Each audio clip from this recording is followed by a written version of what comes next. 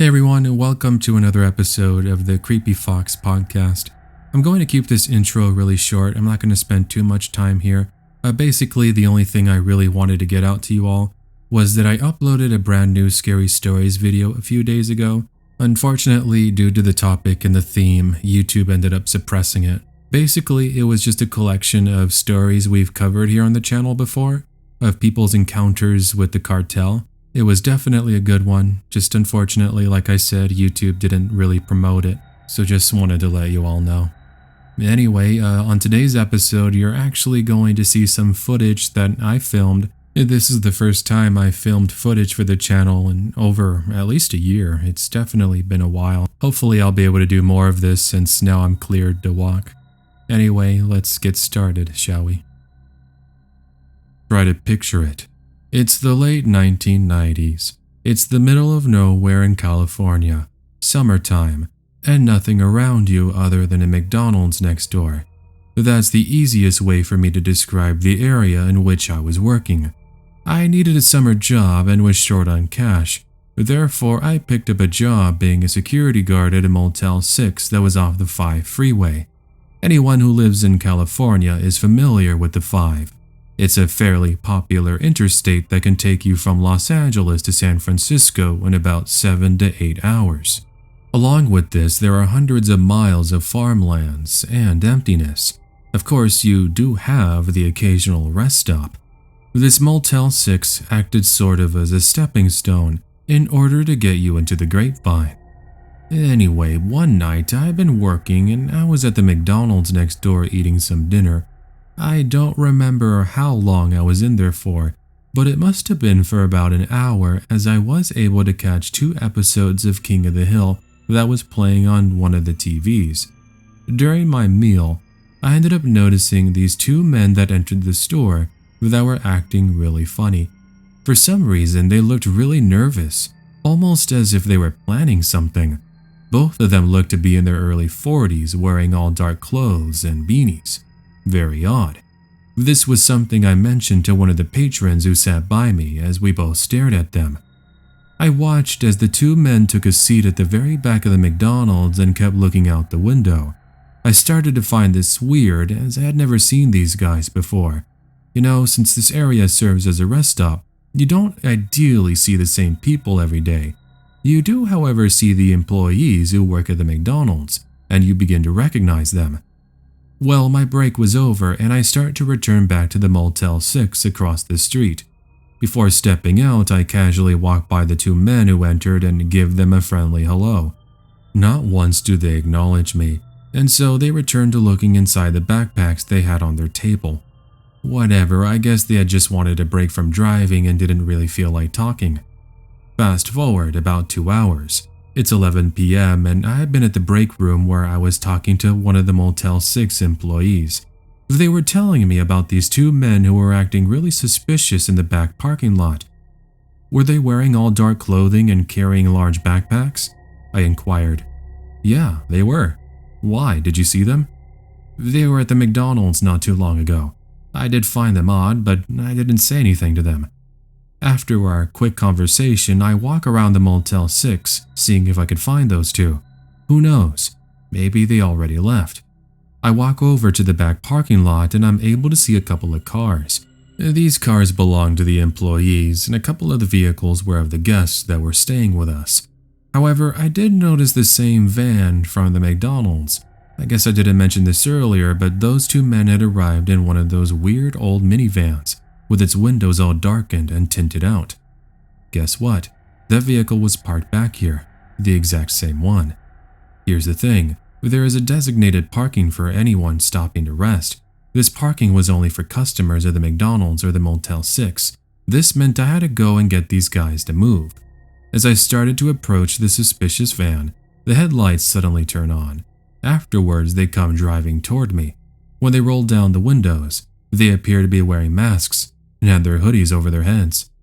Sorry about that, but we were just leaving. Don't worry about us. Okay, I just needed to remind you both that this area is for customers only. Yeah, we got you. We're leaving. Good night. Here's the really scary part.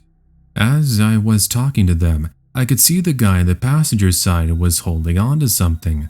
I found out what it would be a couple of minutes later. They drove around to the front of the building and I head back into the office. This time around, I ended up calling police officers as a precaution. After all, one of them appears to have a weapon, and I needed to make sure these two weren't up to no good. I described the vehicle and make, and as well as the persons, and they wanted to know if I wanted someone out there. I'm really glad I said yes, but even so, I was lucky. See, I was able to see an officer's car parked across the street at the McDonald's. I figured I would go and let them know about the two strange men. As I make my way toward the McDonald's, two police officers are just exiting the restaurant with coffee in their hands. Hey, good evening, officers. There's something I needed to tell you two about. As a quick note, their vehicle was parked sideways, which meant that we were on the opposite side of the road. What happens in the next moments, I would never forget. The van from a couple of minutes ago drives by us slowly. That's when one of the officers noticed one of their back lights was off. As a friendly gesture, one of the officers waves at them, trying to get their attention. Note that we're still standing behind their police car. They pull their window down, and then we see a pistol appear. Before we know it, we're diving behind the officer's car as gunshots are heard hitting their cruiser. Suddenly then, the van takes off, and the two police officers are ensuring that nobody had been shot. Thank God these guys had terrible aim.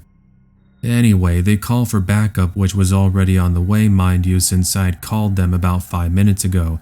These police officers took off chasing the men, and another group of police officers arrived 20 minutes later. Myself, along with some of the McDonald's employees, gave our statements, and that was it. A couple of days later, there was a story in the news of two men who had broken into a warehouse, and they made off with thousands of dollars. Guess where they chose to hide out and wait? Yeah, the same rest area. I guess they saw the police officers trying to get them to stop, and they lost their cool thinking they were caught and acted the way they did and tried to kill us. Safe to say, one of the scariest moments in my entire life. Back in the late 1990s, I used to be a security guard at this now non-existent dance club in Los Angeles. Considering we were located near the downtown, you can imagine how busy the weekends got. On top of that, this was during a time when there was a lot of crime in the city. Anyone living in LA during that time period most likely remembers all the events that took place. Anyway, back to my job as a security guard. Apart from the occasional arguments and me having to kick people out, nothing would prepare me for one night in particular. One evening, it had been especially busy and I was called in on my day off to come help. I didn't mind since I needed the money anyway, so I showed up to work an hour later. That night I was in charge of checking people in by looking over their IDs. I'll tell you, this night there were easily over 200 people waiting to get inside. After an hour or so, we managed to get everyone in, and I'm finally able to catch a break. At around 11 p.m., the party inside was getting really rowdy, and I had to kick out this man who had been picking fights with some of the fellow dancers. Now, I myself am fairly large built, 6'3", 280 pounds.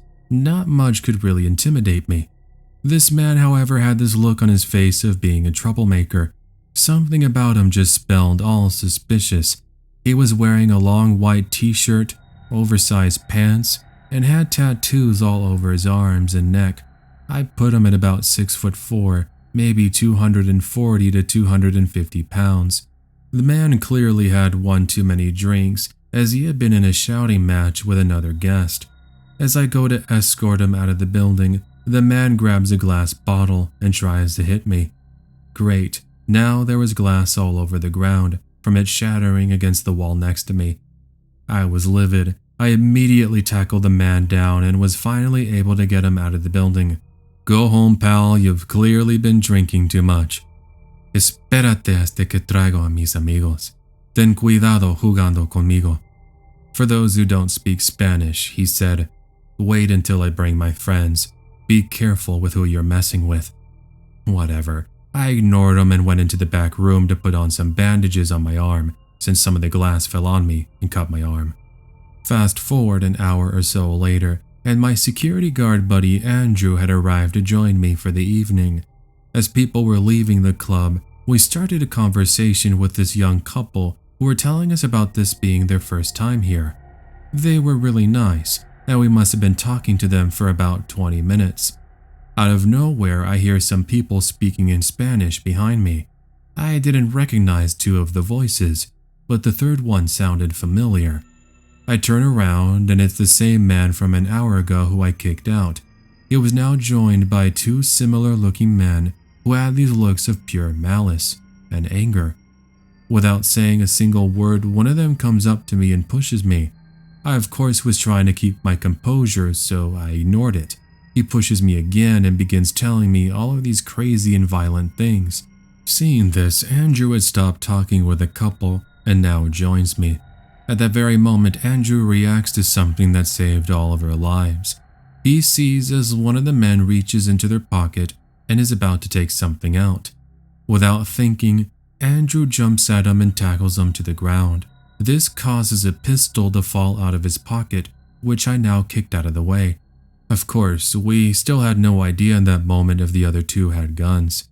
Either way, I spring into action and I'm able to help Andrew out, but we're still 2 versus 3. Luckily, some other people see the scuffle and join us to help. While this is taking place, the young couple had been calling police, explaining what was going on. The 3 men did end up booking it into the night, and I'm not exactly sure if the police ever caught them, but one thing was for sure, we never saw them at that nightclub ever again. Hey there, Creepy Fox. I heard you were looking for stories from security guards, so I thought I would send mine in. Honestly, it's one of the creepiest things that's ever happened to me, so I hope it's worth taking a listen to. Let me get started. I used to be a security guard for an old refinery out in North Dakota. I'm female, by the way, and at the time this took place, I was 24 years old. Also, this was in the early 2000s. I was at a point in my life where I wasn't sure what I wanted to do. I wanted to take a break from school as the constant studying was starting to take its toll on my mind. One day, my uncle called me saying he had a friend that worked at this old refinery, like I mentioned. I wasn't sure what kind of job it was at first, but he told me it was being a security guard. Now, I was actually looking to become a police officer after college, so I figured this would be a great stepping stone as I took a break. So after a quick interview process and some training, I began working about 2 weeks after I applied. Work life was fairly simple for the most part. You would take turns with your fellow security guards guarding the building and staying at the command post throughout the night. Let me give you a quick layout of the immediate area. You had this fairly large building which housed all the material that the companies came and picked up. It was 2 stories, about the size of a small mall, and was surrounded by fencing on all sides. Our command post was located about a minute walk from the main building. Also, it's important to note that we were located about 10 miles from the city near some other industrial buildings. This meant that the only people that came out here were from companies that we worked with. Okay, now that you have some of the basics, let's get started with the event in question. It was the end of December and I was working late at night with another coworker. He's the friend I mentioned my uncle knew. We'll call him Evan. Evan and I were left in charge due to being short-staffed. Unfortunately, 3 other guards had quit just about a week ago, and the management was looking at trying to get some new employees. Normally, it's 3 of us every night, so our manager ended up joining us later that evening. Anyway, I arrived at 10 p.m. and spent the next couple of hours at the command center with Evan, checking out the CCTV cameras. At around midnight, we received a call on the phone from one of the companies we worked with. Hey, we're just calling to confirm that we're going to have somebody come in at 3 a.m. to pick up some supplies. Sweet. In the meantime, Evan and I would now take turns patrolling the building. He went first and I stayed back watching the monitors. Here's when things would get strange. While I watched Evan on one of the CCTV cameras, I began to hear what sounded like footsteps outside our post. I found this odd since I could clearly see Evan doing his rounds down the hallways. Also, we weren't expecting anybody until 3 a.m., so what was going on? I look over to the camera that shows footage behind her post and I could see movement in the distance. That was odd, so I step outside and shine my flashlight around. Of course, it being the middle of the night, you're not going to expect to see much. To be frank, I first thought it was a wild animal. I do, however, see a bunch of tracks in the snow that appear to belong to a human being. While I scan over to some trees, I am able to see a figure just seemingly staring back at me. It did put me on the edge as I started to approach them. Soon enough, I'm able to see more details. He had a navy blue sweater with dark pants and snow boots. He also had a beanie on, and from the looks of him, he was in his late 30s, about 6'4". "Hey, excuse me, but this is private property. You can't be out here." He then proceeds to stare at me for about 10 seconds without saying a single word. Then he begins to walk over to me as I started to grab onto my pepper spray. Mind you, not once did he ever take his hands out of his pockets. This did make me a bit nervous. Seriously, from the look on his face, he appeared like he had bad intentions, and I had to be ready to take him on. Instead, he stops and proceeds by saying, "Yeah, I'm here to do some work. Didn't you guys get the call?" "Okay, sir, could I see some ID so I can confirm you're supposed to be here?" I knew this man was lying out his teeth, so I figured this would be the time when I catch him in his lie. "Yeah, sure. I have some documents right here." He then takes out this crumpled up paper which appeared to show a letter and signature. The thing is, he wouldn't hand it over. So next I say, "Okay, well, do you have some picture ID so we can confirm who you are? What's your name and which company are you with?" He then begins to stumble a bunch of different phrases before finally saying, "Fine, if you're not going to let me in, I'll just come back later." Without me getting another word out, he walks off into the nearby forest, and I go back and call my manager. "Hey, we just had this really weird guy come out here claiming he was with one of our partners to pick up some supplies. He was really suspicious, so I thought I'd let you know." Now, if you thought this guy had truly left, you're about to get a surprise. After talking to my manager, I call Evan over the radio and I tell him about what happened. "Hey, Evan, be on the lookout for someone in a navy blue hoodie. He's in his mid-30s with a beanie on. He was out here claiming he needed to get inside the building, but he never gave me confirmation on his name or what company he was with." Evan does a complete scan of the building, and I now look into the nearby set of woods. I don't find anyone, so I return back to the office as Evan now joins me. We both found the situation strange, so as one last confirmation, we call the company that had given us the notice earlier. Just as expected, they were actually running late and wouldn't be here until 4 a.m. It being 3 a.m., we couldn't identify the mystery man. Whatever, since we didn't see him anymore, we proceeded with our normal operations. Now it was my turn to patrol the property and go inside the building. Thank God, as it was freezing outside. I now spend the next 20 minutes going around the hallways making my rounds. When I'm on the second floor, I hear a loud slamming of a door downstairs, followed by a loud ringing echoing. I immediately recognized it as the alarm from one of the back doors. I called Evan over the radio, now thinking he had entered and forgotten about the alarm that was set. "Hey, Evan, don't tell me you forgot about the alarm down there. Now we gotta go turn it off." "Actually, I was just about to call you about that. I started to hear it and I figured it was you. After all, I'm looking at the monitor right now and the back door is completely open. Do you want me to go and help you?" "You know what? Why don't you call the police and bring them out here? Maybe I forgot to lock the door and the winds might have pushed it open." Really, I was just looking for an excuse to explain the strange occurrence. But even if someone was inside the building, I needed to get them out of here. So I began walking to turn the alarm off. After turning it off, I call out in the most intimidating voice I could possibly muster. "Hello? Is someone here? Come out now. No one is supposed to be inside this building. This is private property." At that very moment, I hear what sounds like a box fall over at the end of the hallway. Sure enough, when I enter one of the rooms, there are a bunch of cardboard boxes that had fallen over, with a shadow moving around. Shining my light at the corner of the room reveals the same man I had seen an hour ago.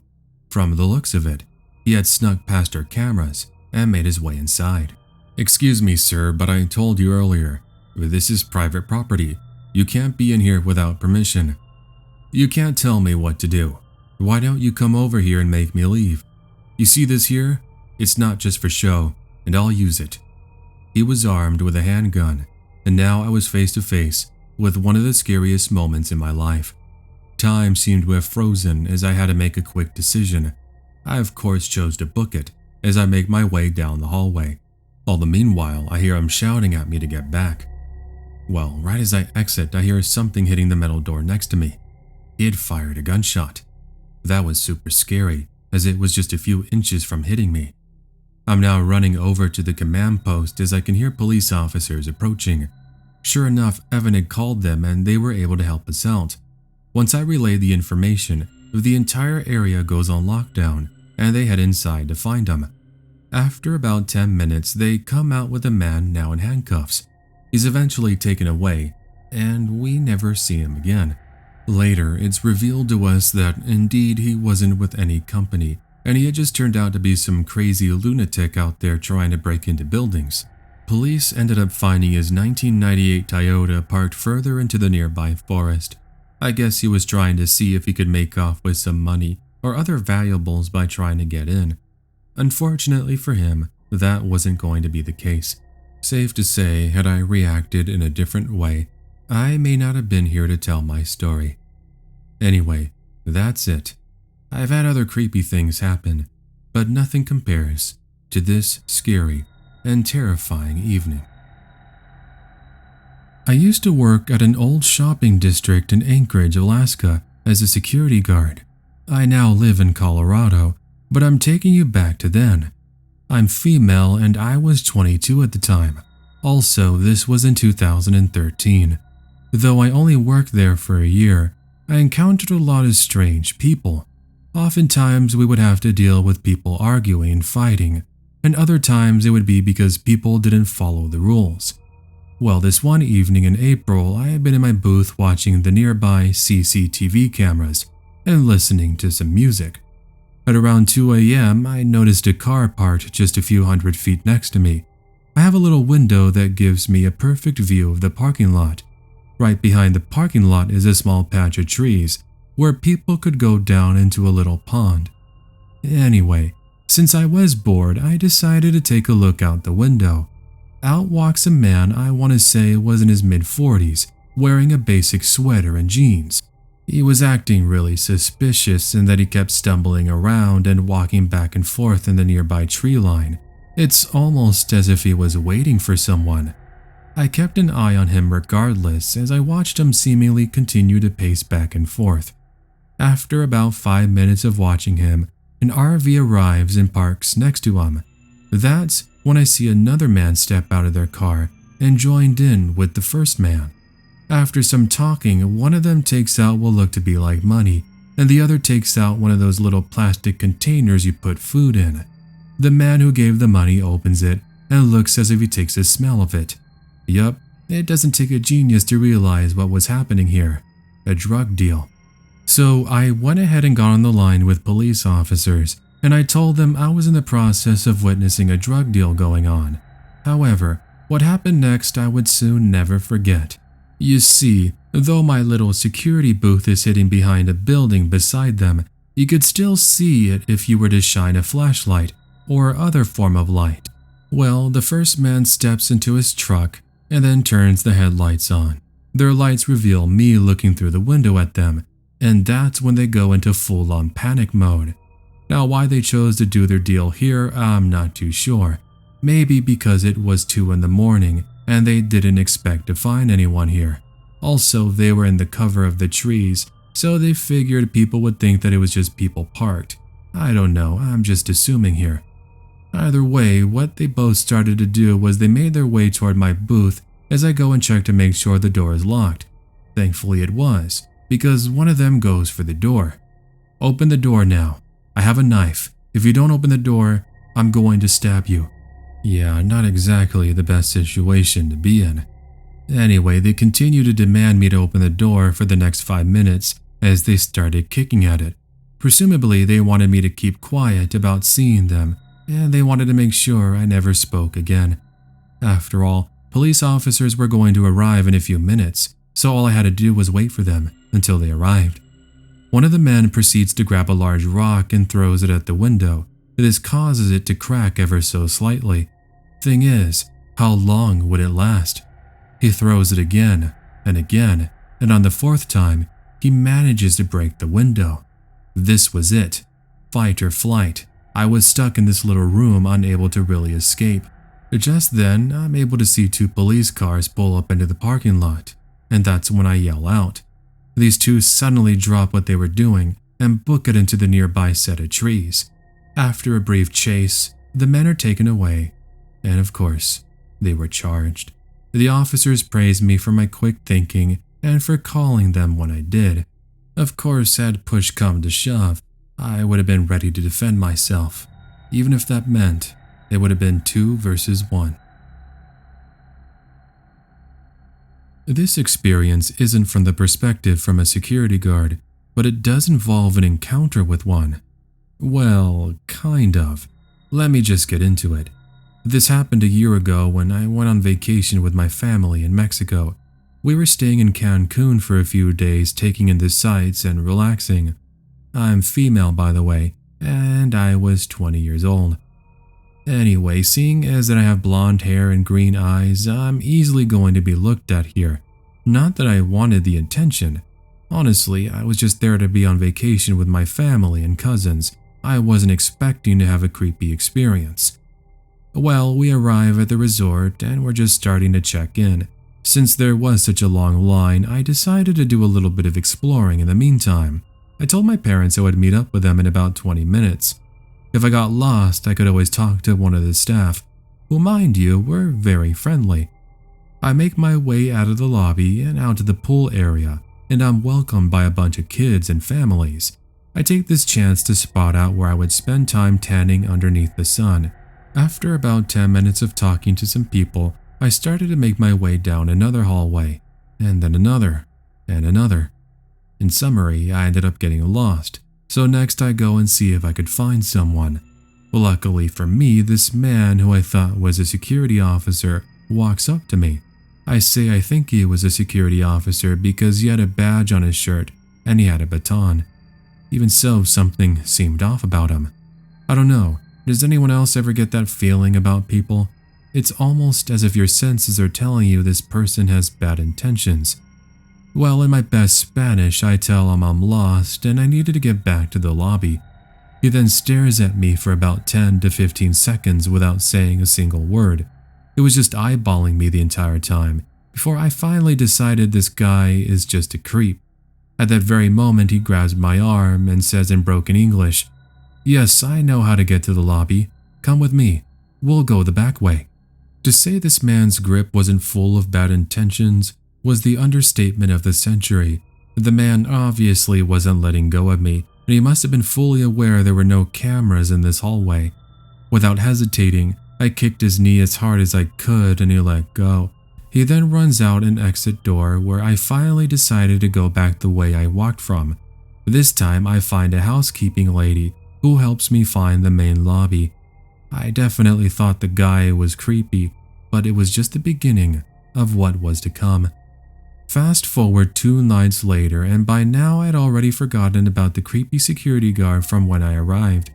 My family and I were at the nearby beach enjoying some music and traditional seafood. At around 10 p.m., I was starting to get tired, and I told my family I was going to head back to the hotel room to get some sleep. Really, I just wanted to shower and order some room service, since I really wasn't a fan of the seafood. My cousins did encourage me to stay, but I told them we could play tomorrow. So there I go by myself, in a place I've never been before, walking along the beach at night. To be fair, it was less than a 10-minute walk from where we were to the resort. I also wasn't too worried since there were plenty of families out. Anyway, I eventually reach a patch of palm trees that featured an area where people would camp out. As I walked by this lonesome dark area, I started to hear branches breaking. As I soon turn around, all goes silent. Okay, weird. Maybe it was just a bird or something moving around. I started to pick up my pace and once again I hear movement. This time around I see a shadow run past me. When I turn around, there he is. Remember that supposed security guard from a couple of days ago? Well, he was right in front of me, and this time he looked a lot more scarier. What I mean by that was it appeared like he was angry with me, almost as if he was saying, "I didn't get you last time, but this time you're all mine." Again, he goes to grab my arm, but I managed to dodge him at the last second. However, since I'm running on sand, I ended up tripping, which he then took as an opportunity to catch me. Even with all of that, I never mentioned this, but I had been taking mixed martial arts classes for a little over 2 years. So if I could get out of the situation by yelling and trying to get someone's attention, cool. If that didn't work, then, unlike last time, I would put him into a submission hold. And that's what I do. I put him into an arm lock, and this man starts to scream in pain. This grabbed the attention of a couple of people, and soon I am able to see a couple of actual security guards running up to us.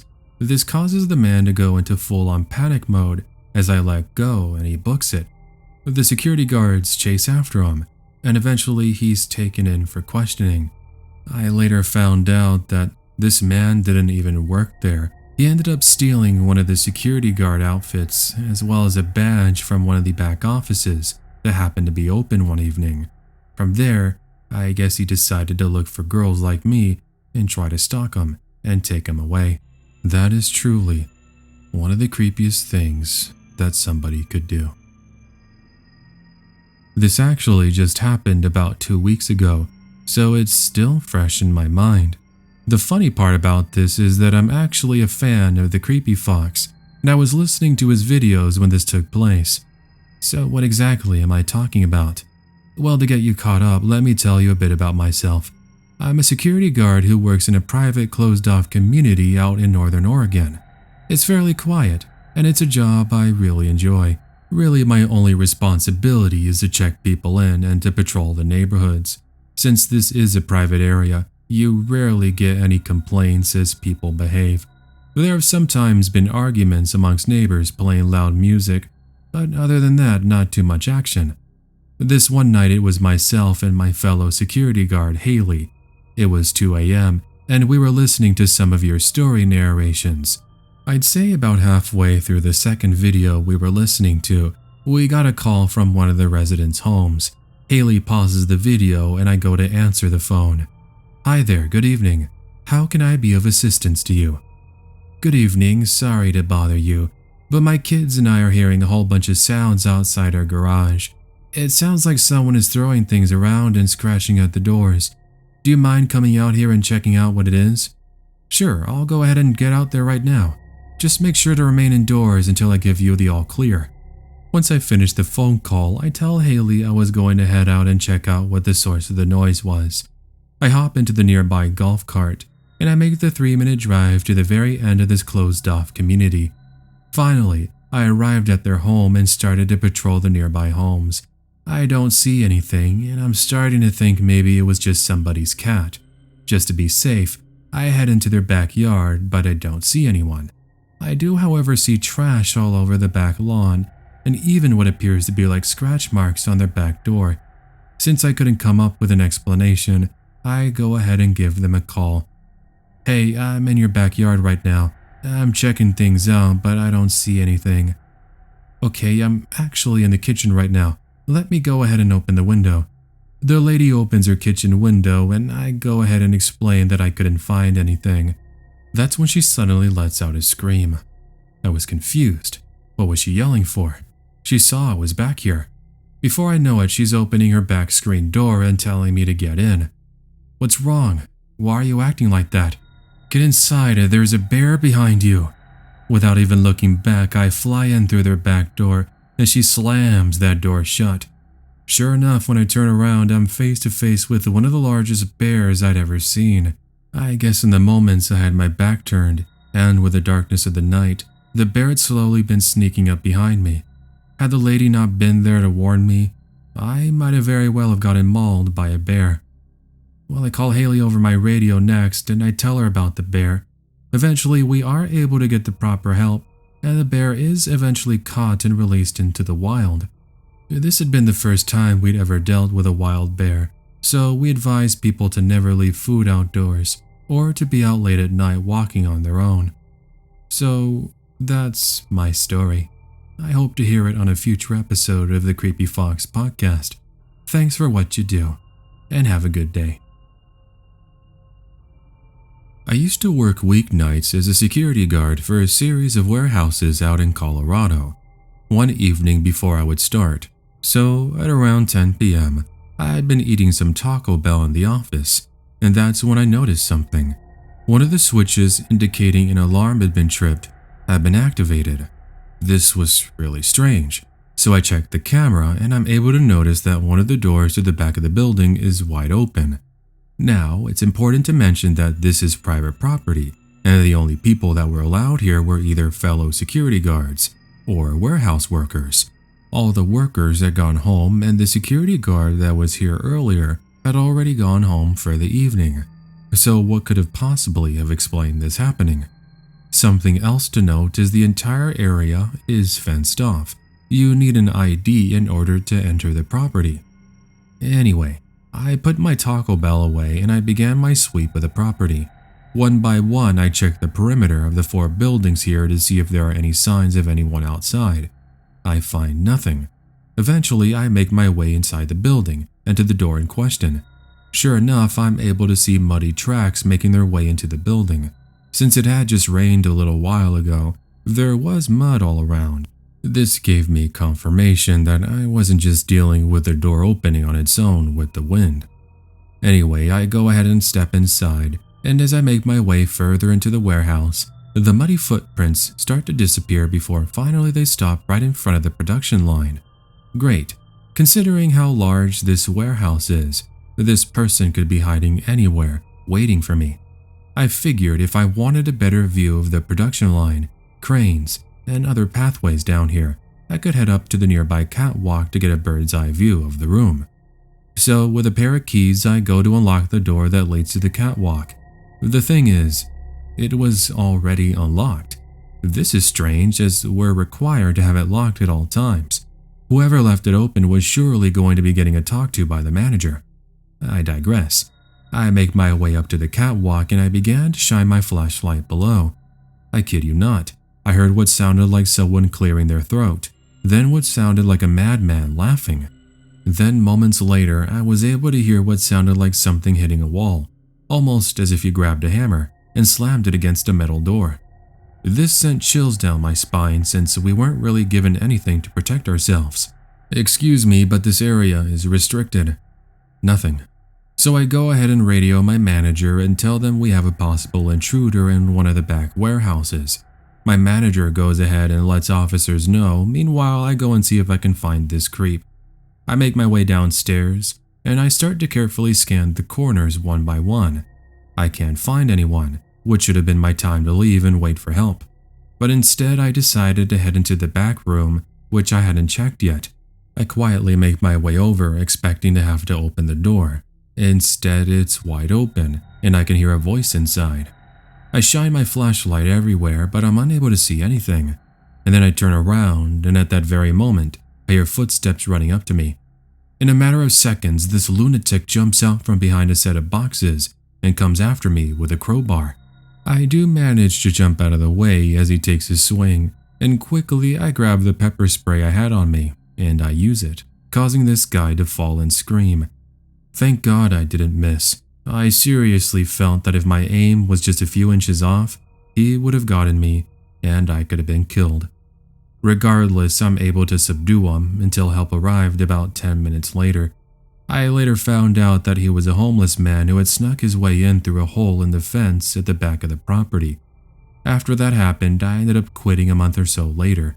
It actually was for an entire different reason, but I guess I could somewhat blame it on that scary encounter too. This is a story of mine from my time as a security guard. Well, what am I talking about? I still am a security guard, and I listen to your videos to help relax after work. Something to note about my position is that I work as part of a state park in Northern California. I guess you could consider me a park ranger, but I'm more of a security guard as I don't actually go out into the park itself. My job is to make sure that nobody went in after hours. This is mainly due to the fact that we often get mountain lions and coyotes roaming the trails. In fact, there were a couple of attacks a few months ago, which was why we really increased the patrols. With this came my partner, who I actually live with right now. She's a wonderful German Shepherd named Holly. She accompanies me as I do my nightly routines.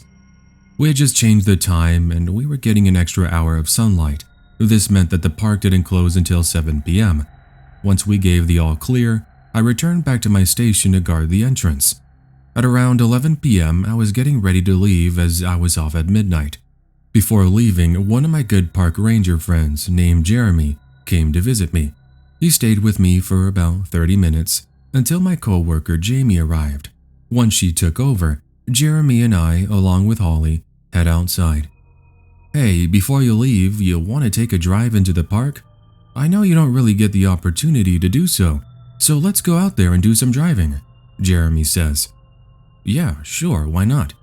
Hey, do you mind if we go to the top of the field over there with the lake?" I responded back. "Well, you took the suggestion right out of me," Jeremy then responds. There was this hill that we referred to as Skyline, as it gave you a whole 360 view of the entire park. So we began our drive into the dark, quiet night as a light rain started to fall upon us. After about 15 minutes of driving, we noticed what looked like a light up ahead on the hill. This was strange, as the entire park was closed and cleared for guests, or so we thought. As we drove closer, we realized that it was a campfire, which was a big rule breaker here. There had been fires in the past, and no one was allowed to make a campfire. Sure enough, we're able to find a man who had set up a tent and was in the middle of cooking food. "Hey, sorry friend, but the park is closed for the evening. We can't have you out here. It's too dangerous." "Oh, I'm sorry, I wasn't too sure. I did see the signs, but since I saw people out here late, I figured it was okay." "Sorry about that, man, but they already left. If you want, we can take you back." Just then, we hear it. Remember how I said there had been sightings of mountain lions and coyotes? Well, Holly started barking up a storm, and we were confused as to why. Once this man was in the safety of our vehicle, I call out to Holly, but she won't budge. "Holly, come on, it's time to go home." Just then, we hear the sounds of a large cat, and a mountain lion jumps out not too far away from me. I'll admit, the fear I felt in that very moment was very surreal. At any second, this cat was going to pounce on me, and that was going to be the end. By some miracle, Holly and her ever-intimidating growling is able to get the big cat to stop with its lunge. It stares at me from outside the car door, as Holly is still outside a few feet from the car and the big cat. I was now scared for her since I wasn't sure if the cat would go after her. Thank God, however, the mountain lion loses interest, and it runs off into the night, never to be seen again. You can just imagine the story we had to tell Jamie when we got back to the command post. In the end, it's safe to say had we not gone out there when we did, this guy would have been on that mountain lion's dinner menu. Hey there everyone, I hope you enjoyed today's episode of the Creepy Fox podcast. Make sure that if you're new around here, click that subscribe button and the bell beside it. That way you'll be notified of any and all future narration videos coming here to the Creepy Fox. Make sure to also leave a like and a comment telling me what you all thought. Also, consider picking up some merchandise, which you can find right below the video player. I got designs based off the Creepy Fox, as well as my animated series Aria of Emerald Hearts. Speaking of below the video, there you'll find my St. Jude's charity, which I'm currently running. I've decided to go ahead and extend it, thanks to suggestions from listeners. The plan is to run up to 1,000, then I'll send it over to St. Jude and starting again from the start. This way, we can try to send them something from all of us every once in a while and make sure it's more consistent.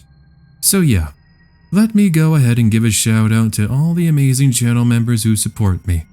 Thank you to Robbie, Bo, Haiti, Spunky the Nutcase, Rice and Beans, Scott, Sean, Corey, Linz, Maribel, and Blaze Goddess.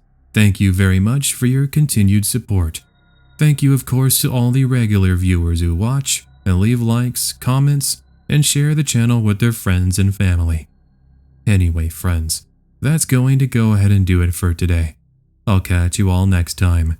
Take care and have yourself an amazing day.